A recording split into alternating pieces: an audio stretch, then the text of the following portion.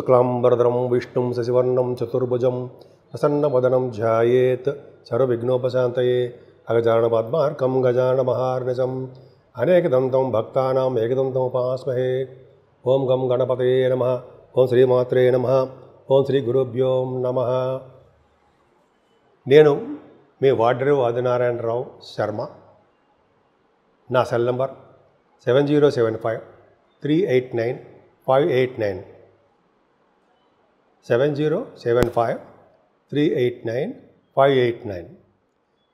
ఇప్పుడు మనం జూన్ నెల మొత్తం కూడా ఫస్ట్ నుంచి 30వ తారీఖు వరకు చెప్పుకుంటామండి.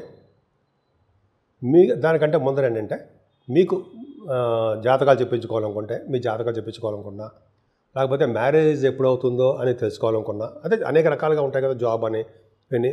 మీరు మీ date of birth, time of birth, place of birth, ఈ 3 ఉంటే చాలండి. మీరు కింద నెంబర్, ఇప్పుడు చెప్పే నెంబర్కి కింద స్క్రోల్ అవుతున్న నెంబర్కి పంపించండి.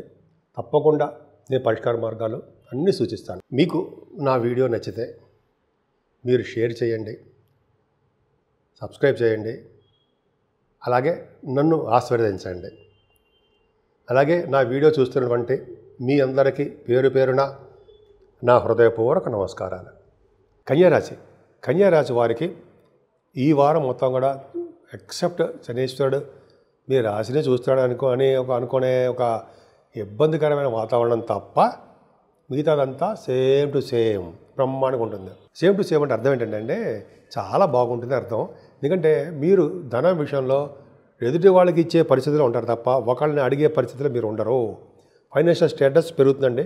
కుటుంబంలో వృద్ధి, కుటుంబంలో గౌరవ మర్యాదలు, ముఖ వర్చస్సు, కంఠధ్వని బాగా మాట్లాడడము, కంటిన్యూస్గా మీటింగ్లు మాట్లాడుతుంటారు కదా మీరు, అదొకటి. అంతేకాకుండా మీరు చక్కగా పాటలు పాడేవాళ్ళుగా మీరు ఉంటారు. యాంకరింగ్ వృత్తిలో కూడా మీరు ఉండడానికి అవకాశాలు ఉన్నాయి. అలాగే అద్భుతమైన ఫలితాలు ఉన్నాయండి. పైగా మీరు పాటలు పాడడం ప్రోగ్రామ్స్ కోసం కూడా విదేశాలు వెళ్ళడానికి అవకాశాలు మీకు ఉండి ఉన్నాయి అనడానికి సందేహం లేదండి. ఎందుకంటే లగ్నాధిపతి దశమంలో ఉన్నాడు కదా, చెప్తాం. సరే, అదో పక్క పెడతానండి. చాలా అద్భుతంగా ఉంది. అద్భుతంగా ఉందంటే మీకు విద్యలోనూ ఆభరణాలు కొనుక్కోవడంలోనూ అవకాశాలు ఎక్కువ ఉన్నాయి. మీ తమ్ముళ్ళని తోబుట్టులు చూస్తుంటారు. ప్రయాణాలు అధికంగా ఉంటాయండి. మీకు షార్ట్ జర్నీస్ ఎక్కువ వేస్తుంటారు. ఇంత ముందు కంటే ఎక్కువ ఉంటుంది. సంతోషంగా ఉంటారు, హ్యాపీనెస్గా ఉంటారు. పైగా భూములు కానీ లేకపోతే వాహనాలు కానీ కొనుక్కోవడానికి అవకాశం ఉందండి. ఏదైనా 4వ హౌస్కి రవి బుధులు, గురుడు తన ఓన్ హౌస్ చూసుకుంటాడు కదండి. అంతకంటే ఏం కావాలి? మీకు సుఖవంతమైన జీవితం మీకు వచ్చింది, ఏర్పడింది అని చెప్పడానికి ఈ యొక్క ఉదాహరణ చాలదా? బ్రహ్మాండం. ఎందుకంటే 4వ భావాన్ని గురుడు చూడడం వల్ల కంఫర్టబుల్నెస్ ఎక్కువ. ఎంత కష్టపడతారో అంతకంటే సుఖపడడానికి అవకాశాలు మీకు ఉన్నాయి. అంతేకాకుండా మీ తల్లిగారి గురించి ఎప్పుడు మాట్లాడుకుంటూ ఉంటాం. ఆవిడ ఎప్పుడు సర్వదా హాయిగా ఉంటారు. పైగా కొంతమంది వీటిలో ఉన్నారు కదా, ఏంటంటే రైతులు, వాళ్ళకి ఫైనాన్షియల్ స్టేటస్ పెరిగి తీరుతుంది, డౌటే లేదు. వాళ్ళకి అంటే ఆర్థిక పరిస్థితి మెరుగుపడుతుంది అర్థం. అంతేకాకుండా భూములు, వాహనాలు, గృహాలు, అపార్ట్మెంట్స్ అంటాం కదండి, అవి మీకు రావడానికి అవకాశాలు ఎక్కువ ఉన్నాయి. 4వ భావం గురుడు చూస్తున్నాడు కాబట్టి సంగీత సాధన, సంగీతంలో మీకు మీరే సాటి అని అనిపించుకుంటారండి. మీరు సంగీతం మ్యూజిక్ ప్రోగ్రామ్స్ ఇవ్వడం కోసమైనా సరే మీరు విదేశాలు వెళ్తారు. అక్కడ బాగా ధన సంపాదన, అలాగే పేరు ప్రఖ్యాతులు కూడా మీతో పాటు తెచ్చుకుంటారు. అంత అద్భుతంగా ఉంది. ఏదైనా సంతానం విషయంలో ఏమాత్రం ఇబ్బంది పడాల్సిన అవసరం లేదండి. సంతానం బ్రహ్మాండంగా ఉన్నారు. మీకు పుత్రిక సంతాన యోగం ఉంటారు. అలాగే స్టాక్ మార్కెట్లో ఉన్న వాళ్ళకి కూడా బాగా విపరీతమైన డబ్బులు వచ్చేస్తారు. మాత్రం ఏమీ అనుకోవద్దు, కొద్దిగా స్తబ్దతగానే ఉంటుంది. ఏదేమైనా 6వ భావంలో రాహు ఒక్కడు చాలండి మీకు. ఆ రాహుకి కుజ దృష్టి, గురు దృష్టి, అంటే మేనమామలు సేఫ్, చాలా బాగుంటారు. మేనమామల వలన మీకు ఆరోగ్యంగా ఉంటారు, హ్యాపీగా మీరు ఉంటారు హ్యాపీగా.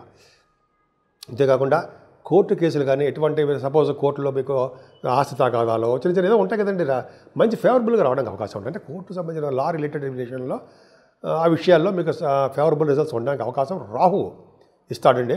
అలాగే రాహు బాహుమేకి తిప్పుతూ ఉంటాడు మిమ్మల్ని.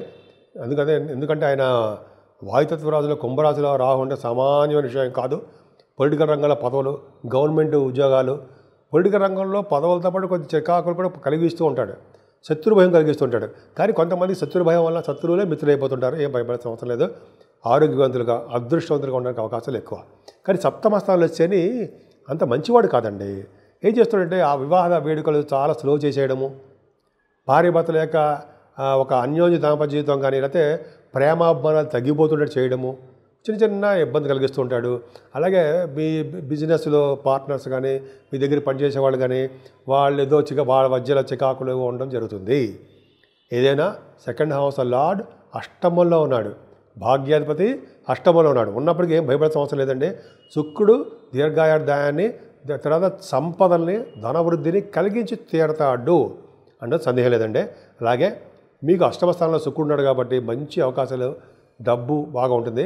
చెడు ప్రవర్తన చెడు ప్రభావం అనేది దగ్గరగా చేరద్దు, మంచి జరుగుతుంది తప్ప శుక్రుడు వలన అష్టమంలో ఉన్నప్పటికీ కూడా మంచి జరుగుతుంది తప్ప చెడు ప్రవర్తన జరగదండి. పైగా భాగ్యస్థానంలో రవిబుధులు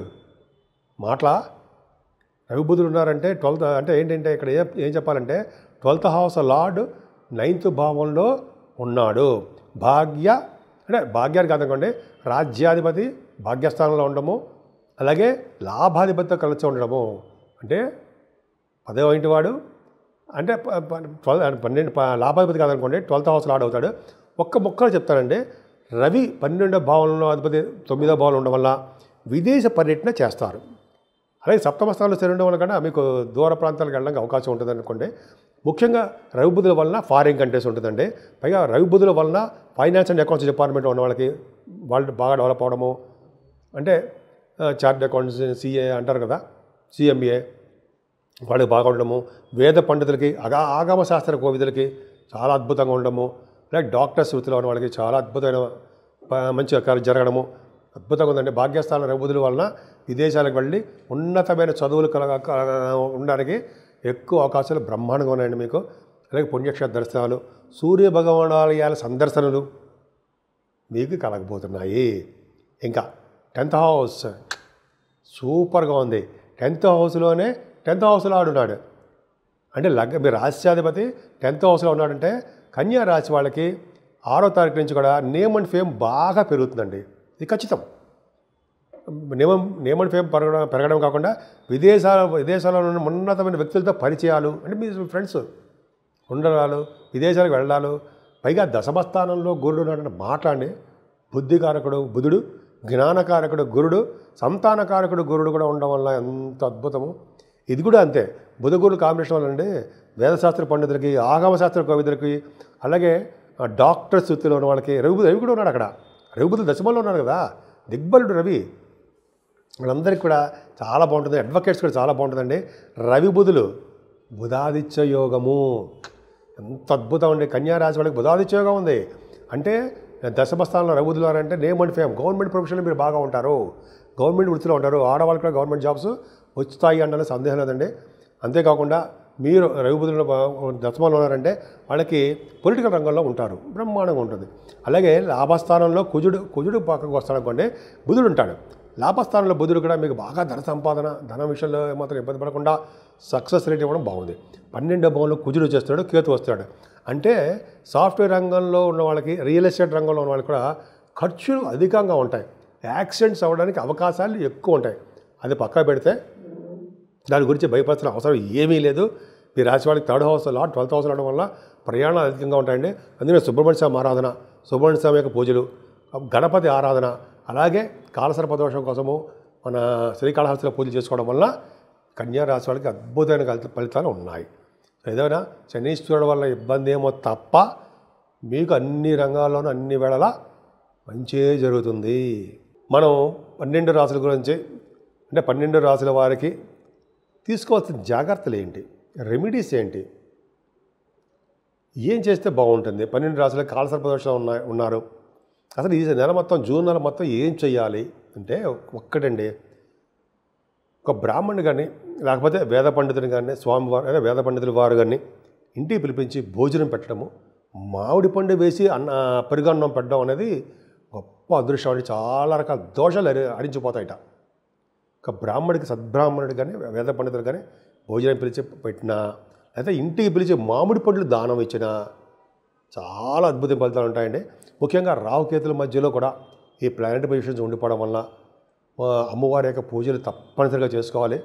ఆవిడకి కుంకుమ పూజలు కానీ, అభిషేకాలు కానీ, చండీ హోమాలు అంటారు సరే, అటువంటివి కానీ చేయడం వలన భ్రమరామ అమ్మవారికి కళ్యాణం చేయించుకోవడం వలన చక్కటి సంతానము, అలాగే వివాద వేడుకలు అన్నీ జరుగుతాయి. అంతేకాకుండా ఈ రావుకేతుల మధ్యలో ఉండిపోవడం వలన, కేతు కూడా ఉండడం వలన అమ్మవారికి పూజలు చేయించడం, అంటే ఒక కాళహస్తిలో పూజ చేయించుకోవడంతో పాటు ముఖ్యంగా కేతు ప్రభావం తగ్గడానికి గణపతి ఆరాధన చాలా పవర్ఫుల్. ఎలాగైనా పూజించవచ్చు ఆయన్ని. తర్వాత సుబ్రహ్మణ్యేశ్వర స్వామిని పూజించడం, ఆరాధించడం. ఆయనకి వీలుంటే మందపల్లిలో మోపిదేవిలో మందపల్లి కాదని మోపిదేవిలో విగ్రహ ప్రతిష్ఠ చేయించుకోవడం వలన సర్వదా సౌఖ్యంగా ఉంటుందండి. ముఖ్యంగా ఈ పెళ్లి కాని వారికి కానీ, ఈ రియల్ ఎస్టేట్ రంగంలో ఉన్న వాళ్ళకి కానీ, అదే కోర్టు సంబంధించిన విషయంలో సతమతం అయిపోతున్న వాళ్ళకి కానీ, ఇలా చాలా వాటికి ఇబ్బంది కలుగుతూ ఉంటుంది జరా. వారందరూ కూడా చెప్పదగ్గ సూచన ఏంటంటే ఒక్కసారి మోపిదేవి వెళ్ళి, ఎందుకంటే నేను కూడా వెళ్ళాను కాబట్టి చెప్తున్నానండి, అక్కడ ఒక్కసారి నాగప్రతిష్ఠ చేయించుకోండి. అది వీలున్నప్పుడు, నేనే చెప్పాను అని చెప్పి రేపో ఎల్లుండి వెళ్ళిపోయి గమగమ చేయించడం కాదు, మీకు వీలున్నప్పుడు బాగా ఇది ఈ రావుకేతుల మధ్యలో ప్లానెట్ పొజిషన్ ఉంది కాబట్టి సాధ్యమైన త్వరగా చేయించుకుంటే చాలా మంచి ఫలితాలు వస్తాయండి. ఏదేమైనా సరే, ఇవన్నీ చేసినా సరే విష్ణువుకి తులసి మాల సమర్పించడము, అలాగే ఈశ్వరుణ్ణి, పరమేశ్వరుణ్ణి, మహాశివుణ్ణి తైలాభిషేకాలు కాదండి, ఆయనకి తేనెతో అభిషేకాలు చేయించడం వలన, అలాగే మల్లె పువ్వులతో పూజించడం వలన కూడా భార్యాభర్తల విషయంలో అనురాగం, ఆప్యాయత, అనురాగ దాంపత్య జీవితం ఇంకేంటి అంటే పెనవేసుకుపోవడం అంత అదృష్టం చాలా చాలా బాగుంటుందండి. అందుకనే ఎక్కడ ఉన్నా మన ఏ పొజిషన్లో ఉన్నా సరే శివుడిని మాత్రం మర్చిపోకూడదు, విష్ణువుని అసలు మర్చిపోకూడదు. చూసారా, శివుడినేమో పూజించమంటుంటారు, విష్ణువుని కీర్తించమంటారు. కీర్తించడం అంటే మనం పొగడ్డం అంటే మాట్లాడడం, ఆయన గురించి చెప్పుకుంటూ ఉండడం. ఇందు శాస్త్రం ఉంది కదండి, చేతులు ఉండగా శివ పూజ చేయనేలా అంటాం కదా. చేతులు ఉన్నాయి, శివుడికి పూజ చేద్దాం. అదే నోరుండగా అంటే హరినామ కీర్తన చేయనేలా, హరినామం చేయకపోతే ఎట్లా అంటే భగవంతుడు ఏం చెప్పాడంటే, నన్ను తలుచుకో, శివుడికి అభిషేకాలు చేయించు, అప్పుడు నువ్వు చూసుకు ఎలా ఉంటావు చూడు, మంచి పొజిషన్ వచ్చినప్పుడు నిన్ను మేము కాపాడుతామని భగవంతుడు చెప్తాడు కదండి మనకి. సో ఎల్లవేళలా మీరు సర్వశుభాలు సర్వసౌఖ్యాలు కలగాలని ఆ శివుడు విష్ణువు యొక్క ఆశీస్సులు, మీకు అమ్మవారి యొక్క ఆశీస్సులు కూడా రెండు, అమ్మో ఆవిడ యొక్క ఆశీస్సులు ఎల్లవేళ మీ అందరి మీద ఉండాలని, ఎప్పుడు కూడా దినదిన ప్రవర్ధమానం అవుతూ నలుగురికి హెల్ప్ చేస్తూ, మనం అంటే మీరు కూడా బాగా, మనం అంటే నేను కూడా ఉండాలండి, అది బాగా డెవలప్ అవ్వాలని, మంచి అభివృద్ధికరంగా రావాలని నేను మనస్ఫూర్తిగా కోరుకుంటున్నాను.